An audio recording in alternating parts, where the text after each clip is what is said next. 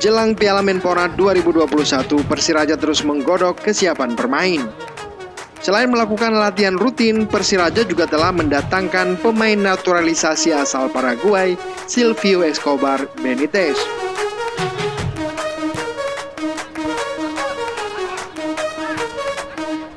Mantan penyerang klub Tira Persikabo ini sudah mulai bergabung bersama pemain lain dalam sesi latihan di Stadion H di Mortala.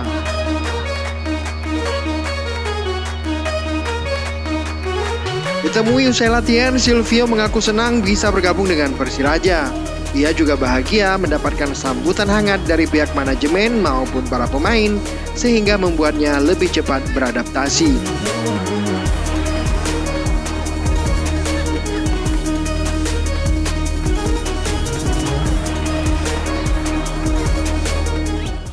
Iya, senang Persiraja bisa buka pintu untuk saya bisa gabung sama mereka. Ya pasti saya berusaha kerja keras ya buat kasih yang terbaik buat Persiraja ya di Piala Menpora nanti.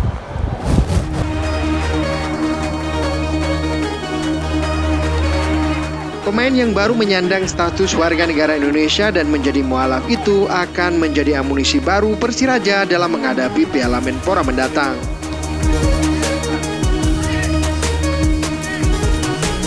Silvio Escobar memulai karir di Indonesia pada tahun 2014 lalu setelah bergabung dengan Persepa Madura United.